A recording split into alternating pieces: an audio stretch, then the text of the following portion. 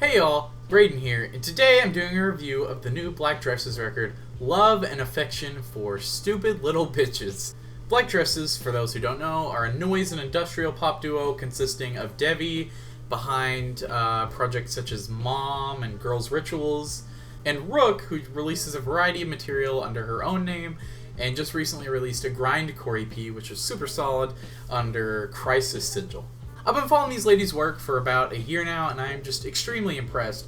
Last year's Waste Isolation, their debut, was one of my favorite records of last year, easily top 5. This year's Thank You was really solid. It had its own share of flaws, which I'll get to in a minute, but I seriously enjoyed it, and their two EPs, Hell Is Real and the remix EP, were all really entertaining. I've never given a bad score to anything these two have released. So coming into Love and Affection, I was a little concerned due to some problems I had with Thank You, namely that the mixing was extremely weak and dampened the record. I feel like I'd like it a lot more had the mixing been a lot stronger. While the noisy elements sounded good, the more low-key cuts on the record suffered from like empty sounding drums and everything being kind of clustered. I'm really glad to say that's not the case with Love and Affection.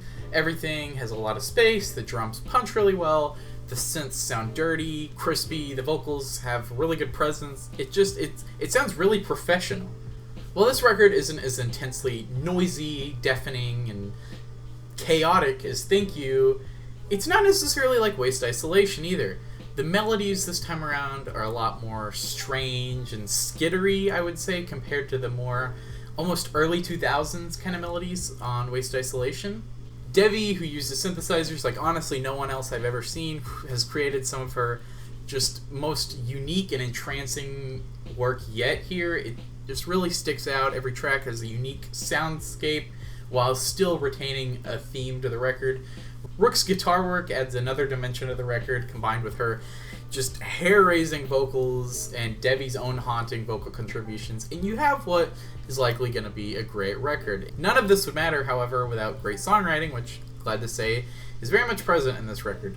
Bloom is one of my favorite cuts. It's kind of a self-questioning cut of sorts. I don't really know how to describe it, but it almost reminds me of like a digitized version of something coming out of the ethereal wave scene. It's honestly shoegaze-like with the reverb and how just dream-laden it sounds. One of the stranger cuts on here is Cartoon Network, which is this almost like cheesy song about how if their lives were cartoons, everyone would appreciate them and say it's real as fuck. It starts out with this really like cutesy intro where this production is brought to you by... And it's a nice cut. Everything just has a lot of just dimension here. The clear standout on this record for me is Hurts, which has this very dementedly childlike melody. I don't know how to describe it. It's honestly chilling, and it had a very good music video. I'll link somewhere in the description. I at least implore you to check out this song. I think this band definitely needs more attention, and I'm hoping to do anything I can to draw more to it.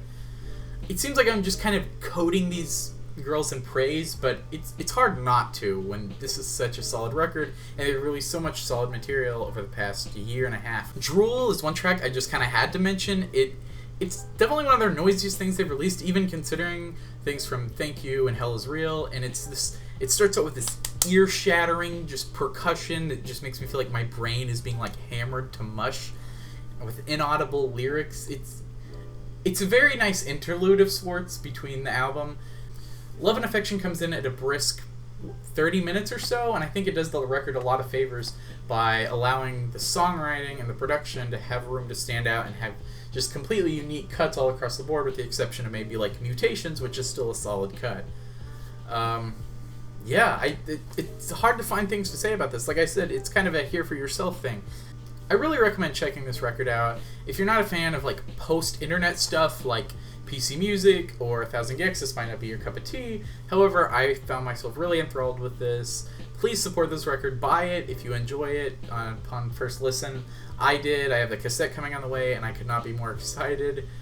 My favorite tracks here are Hurts, Bloom, and Drool, and my least favorite track would probably be Mutations. I'm going to give this one somewhere... I was debating somewhere between a B+ and an A-, but I'm going to give this a light A-, and I totally recommend you check this out. Like I said, One of my favorites of the year for sure. We'll see where it ends up in the year-end list. But yeah, so thank you guys so much for watching. I really hope you enjoyed this video. I really hope you enjoyed the record. If you decide to check it out, if you've listened to it or planned on listening to it, tell me your thoughts and anticipations in the comments below. Recommend me a record to review, something that's upcoming or something that just came out, and I'll try to get around to it. Thanks, guys.